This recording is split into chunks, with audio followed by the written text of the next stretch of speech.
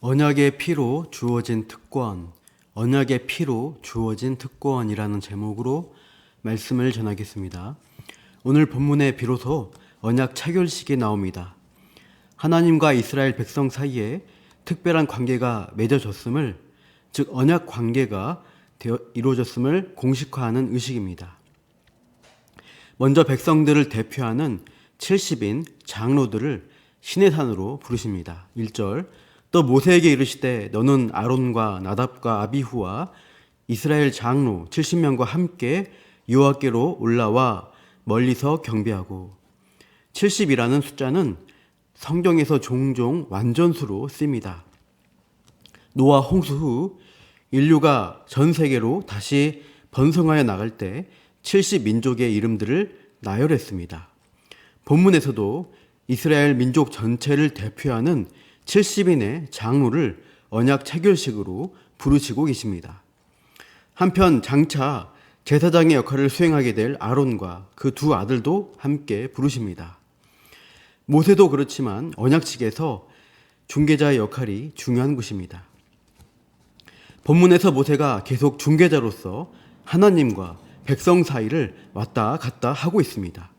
2절, 너와 모세만 여호와께 가까이 나오고 그들은 가까이 나오지 말며 백성은 너와 함께 올라오지 말지니라. 하나님은 모세만 가까이 부르시면서 백성들의 접근을 막으십니다. 19장에서 말씀하신 대로 죽을 수가 있기 때문입니다. 하나님이 허락한 사람만 거룩의 영역으로 들어가는 것이 가능합니다. 하나님의 뜻을 전해들은 모세는 다시 백성에게 와서 말씀을 전합니다. 3절, 모세가 와서 여호와의 모든 말씀과 그의 모든 율례를 백성에게 전하매 그들이 한 소리로 응답하여 이르되 여호와께서 말씀하신 모든 것을 우리가 준행하리이다.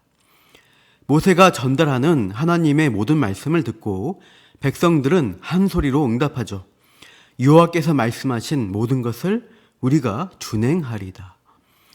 이렇게 거룩과 순종을 요구하시는 하나님의 뜻이 전달되고 하나님 백성은 순종하겠다는 응답을 하여서 둘 사이에 언약 체결이 가능한 것을 확인하게 됩니다. 이것은 마치 결혼식과 같습니다. 남편과 아내 사이에 결혼 서약을 하는데 주례자가 남편과 아내에게 질문을 하죠. 오로지 아내만을, 오로지 남편만을 사랑하고 돌볼 것인가? 부부 관계로 맺어진 가정을 충실하게 지킬 것인가? 그런 질문에 예스라고 대답할 때 결혼식이 가능해지는 것입니다. 하나님과 이스라엘도 결혼 서약처럼 언약 관계에 합당한지 서로 맹세하고 확인하는 절차를 갖는 것입니다. 3절에 구두로 답을 하고 4절에는 문서로 확증하며 언약 체결 의식을 위해 일종의 식장을 꾸미고 있습니다. 4절, 모세가 여호와의 모든 말씀을 기록하고 이른 아침에 일어나 산 아래에 제단을 쌓고 이스라엘 12지파대로 12기둥을 세우고. 모세는 말씀을 기록함으로 서약서를 작성해 놓습니다. 산 아래 제단을 쌓고 이스라엘 12지파를 상징하는 12기둥을 세워 놓습니다. 5절에 청년들을 보내어 그 제단에 소를 가지고 번제와 화목제를 드리게 합니다. 그리고 희생 제물의 피를 받습니다. 이 피가 중요합니다. 6절, 모세가 피를 가지고 반은 여러 양푼에 담고 반은 제단에 뿌리고. 8절에 모세가 그 피를 가지고 백성에게 뿌리며. 희생 제물의 피 절반은 제단에, 나머지 절반은 백성에게 뿌렸다고 합니다. 언약의 당사자인 양측에 다 피를 뿌려 언약 체결을 하는 것입니다. 그때 7절 보시면 문서화된 언약서에 순종할 것인지 다시 확인합니다. 언약서를 가져다가 백성에게 낭독하여 듣게 하니 그들이 이르되 여호와의 모든 말씀을 우리가 준행하리이다. 기록된 말씀, 율법을 가지고 모세가 다시 들려주고 백성들 역시 동일하게 여호와의 모든 말씀을 우리가 준행하겠다고 답합니다. 이렇게 언약에 충실할 것을 다짐받으며 양측에 피를 뿌립니다. 백성들에게는 직접 뿌렸다기보다 백성을 상징하는 12개의 돌 기둥에 뿌렸을 것입니다. 또 먼저는 6절 말씀대로 하나님 측을 의미하는 제단에다가 피를 뿌렸고요. 이렇게 양측에 피를 뿌리는 의식을 하며 모세는 피의 의미를 이렇게 선포합니다. 8절 하반절, 이는 여호와께서 이 모든 말씀에 대하여 너희와 세우신 언약의 피니라. 모든 말씀에 순종하기로 맹세한 너희와 세우시는 언약의 피라고 합니다. 언약 체결을 피로써 확정하는 것입니다. 성경적으로 피는 생명을 가리킵니다. 즉 생명을 걸고 언약을 지키라는 의미입니다. 그러면 과연 이후 이스라엘 백성들은 생명을 걸고 언약을 지켰을까요? 언약 백성으로서 충실했나요? 그렇지 못합니다. 모세가 40주야로 시내산에 머물고 있는 동안 시내산 아래에서 백성들은 금송아지 숭배를 하며 금세 우상 숭배에 빠졌습니다. 이후 광야 생활 가운데 끊임없는 원망, 불평과 불순종의 모습들을 보여주었습니다. 즉 언약에 철저히 실패한 백성으로 나타났습니다. 그래서 본문 8절에서 말씀하신 언약의 피는 추후 갱신될 필요가 있었던 것입니다. 즉 새 언약의 피로서 언약 체결이 갱신되어야 했습니다.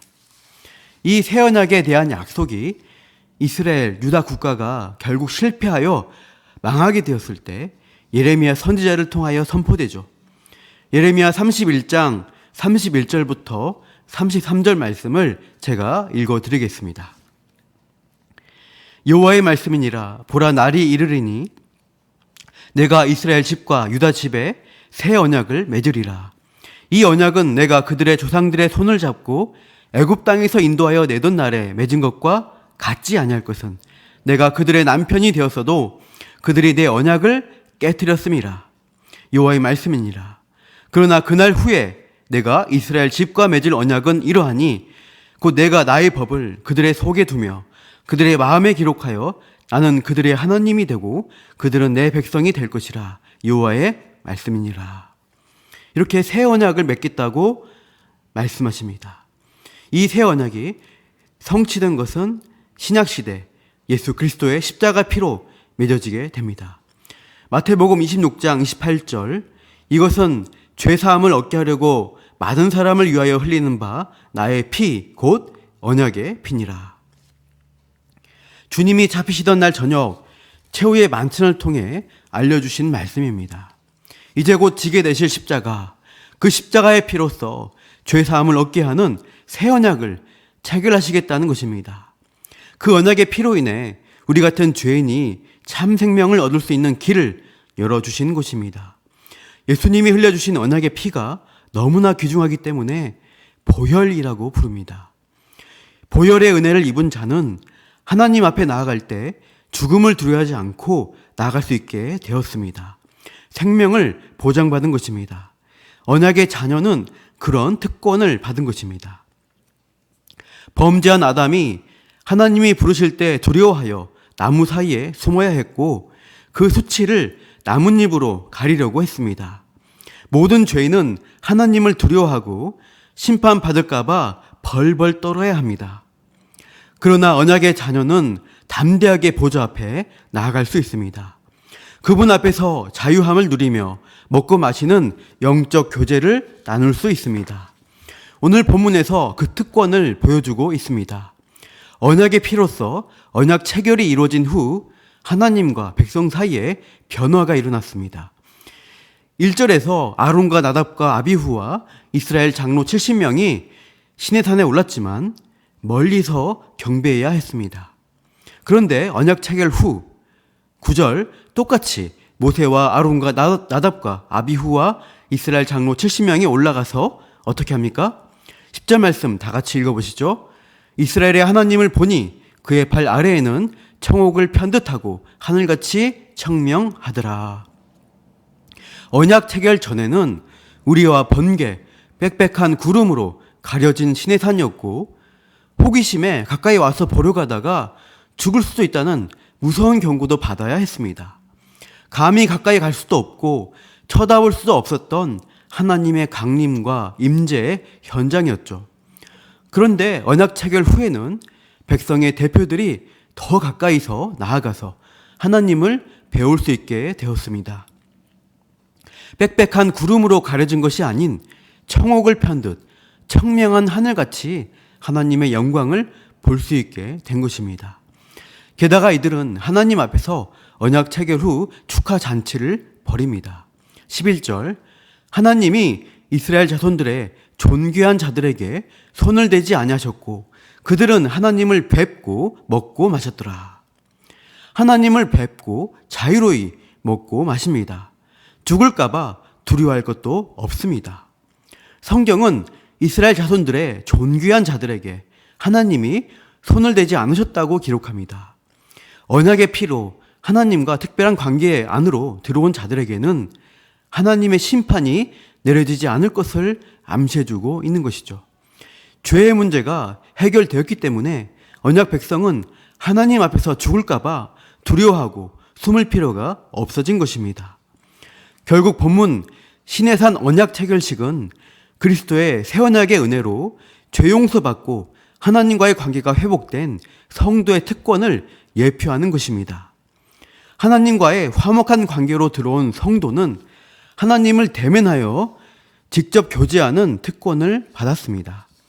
만약 스스로 신자라고 생각하면서도 하나님이 나의 특권을 박탈하고 다시 심판하여 지옥에 보내실 수 있다고 걱정하는 분이 있다면 성경이 약속한 구원에 대해 심각한 오해를 하고 있는 것임을 알려드립니다.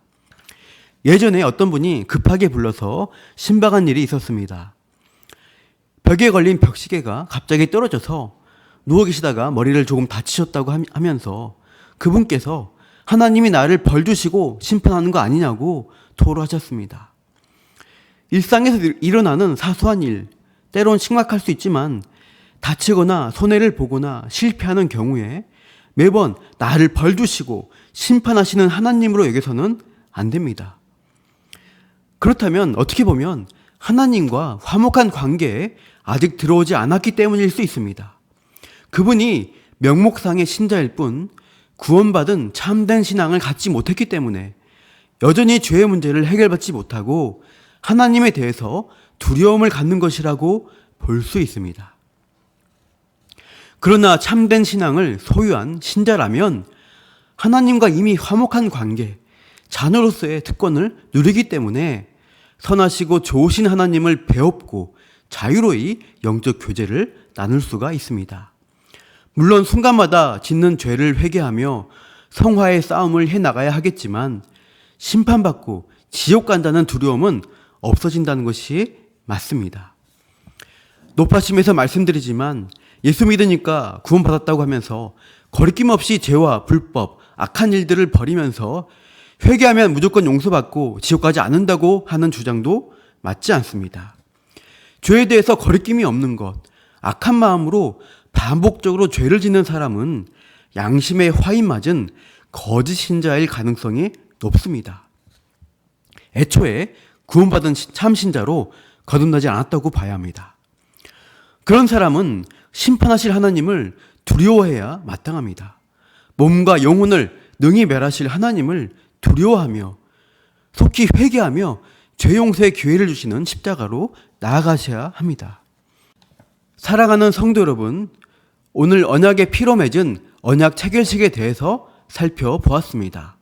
언약 안으로 들어온 백성들에 대해서 하나님은 그들을 존귀히 여기며 손을 대지 않으셨다고 했습니다. 하나님 앞에서 먹고 마시는 교제의 자리, 특권을 허락해 주셨습니다. 예수 그리스도 새 언약의 피로 구원받은 성도는 오늘도 하나님 앞에서 그분을 배웁고 말씀과 기도로 먹고 마시는 영적 교제를 나눌 수 있습니다. 언약의 피로 주어진 특권이 나에게 있음을 기억하고 그것을 잘 누려야 하겠습니다. 나 자신이 언약 백성, 하나님의 자녀라는 특별한 신부님을 늘 기억하며 매 순간 지키시고 도우시는 하나님과 오늘도 동행하시기를 축복합니다. 기도하겠습니다. 하나님 아버지, 죄 문제가 해결되지 못한 자들은 심판하시는 하나님을 두려워할 수밖에 없고 사망과 지옥이라는 종말을 기다려야 하는 운명입니다. 그러나 죄인 중에 택한 백성에게는 그리스도의 언약의 피로 하나님의 자녀되는 특권을 주셨습니다. 죄인은 두려워하며 감히 나아갈 수 없는 그 하나님 존전에 우리는 언약 백성의 특권으로 자유롭게 나아가 말씀과 기도로 하나님과 교제하며 대화할 수 있게 해주심에 참으로 감사드립니다.